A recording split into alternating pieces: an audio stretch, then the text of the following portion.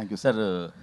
But Robin Hood అని title అంటే ఇంతవరకు వచ్చిన కంటెంట్ చూసి అడుగుతున్నాం, అంతకుమించి కాదు. ఇంకా సినిమాలో చాలా ఉండొచ్చు, సినిమాలో ఏముందన్నది మనం ఇప్పుడప్పుడే బయటపెట్టి. బట్ రాబిన్హుడ్ టైటిల్ కానీ ఆ సబ్జెక్ట్ కానీ చాలా పాతది కదా, ఆ లైన్ అంటే మనకు చాలా సినిమాలు చూసాం. అంటే మీరు కొత్తగా ఏం చెప్పబోతున్నారు? అది నువ్వే చెప్పాలి ఆన్సర్. నేను ఫస్ట్ కథ రాసినప్పుడు అనుకున్నానండి, ఇప్పుడు ఇలాంటి దొంగ మీద చాలా వచ్చినాయి, దొంగ డబ్బులు దోచేయడం, వాళ్ళకి ఇవ్వడం, వీళ్ళకి ఇవ్వడం. అందుకే ఫస్ట్ 20 minutesకే కథ మారిపోద్దండి, కథ వేరే టర్న్ తీసుకుంటుంది. అది సో డెఫినెట్గా మీరు అంటే ఒక దొంగ కథ అది ఏంటనేది మనం ట్రైలర్లో రివీల్ చేస్తానండి నేను. ఓకే. యా, సో మీరు అనుకున్నట్టయితే రెగ్యులర్గా పాత కథలాగైతే ఉండదు. బట్ మీరు మొదటి 2 సినిమాలు కూడా డిఫరెంట్ సినిమాలు చేశారు, మంచి హిట్లు. పైగా అందులో మీ ఎంటర్టైన్మెంట్ పార్ట్ ఎక్స్ట్రాడినరీగా ఉంటుంది, డౌట్ లేదు. బట్ మీరు ఇచ్చిన టీజర్లో ఇంకా డోసు అంత ఉన్నట్టుగా లేదు, దాన్ని మీరు ఏమంటారు? నాకు ట్రైలర్కి వచ్చిన జనరల్గా ఏంటంటే టీజర్లో మొత్తం చెప్పేసి మళ్ళీ ట్రైలర్ వచ్చినప్పుడు టీజర్ ఎక్స్టెన్షన్ లాగా ఉంటుంది. సాధారణంగా ఈ గ్లిమ్స్లో కానీ టీజర్లో కానీ ఆ పంచి వేస్తే చాలా మంచి భలే పంచి పేలింది అన్నట్టు ఉంటుంది. బట్ టీజర్లో వేసిన అరబ్ షేక్ పంచి అంతలా పేలినట్టు అనిపించలేదు, దాన్ని మీరు ఏమైనా అనిపించిందా మీకు?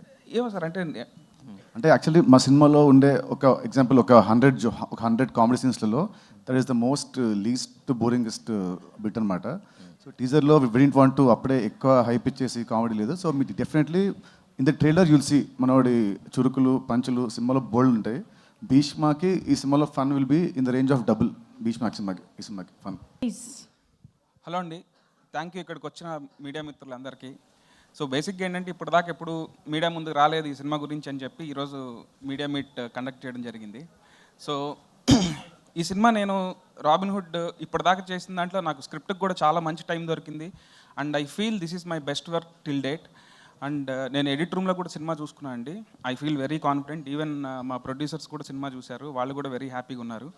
అండ్ నన్ను కథని నమ్మి ఇంత బడ్జెట్ పెట్టిన మైత్రి ప్రొడ్యూసర్స్ నవీన్ గారికి, రవి గారికి థ్యాంక్ యూ సో మచ్ అండి.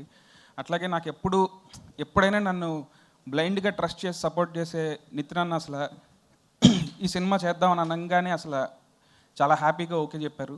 అండ్ లీలా, నువ్వు కూడా ఇప్పటిదాకా అందరూ నేను డాన్సింగ్ క్వీన్ అన్నారు. అండ్ ఐఎమ్ షూర్ ఈ సినిమా చూసిన తర్వాత యాక్టింగ్ క్వీన్ అని కూడా అంటారు.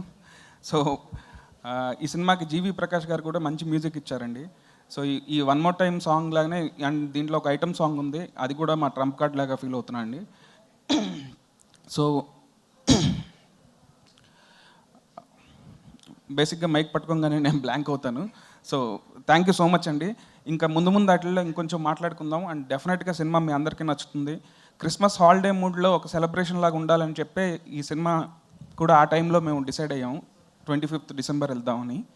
సో డెఫినెట్గా ఇది ఒక మంచి ఫ్యామిలీ ఎంటర్టైనర్ అవుతుంది. థ్యాంక్ యూ సో మచ్ అండి. సూపర్ అండి, థ్యాంక్ యూ. మేము వెయిట్ చేస్తూ ఉంటాం మూవీని ఎంజాయ్ చేయడానికి. అండ్ ఇప్పుడే ఇక్కడికి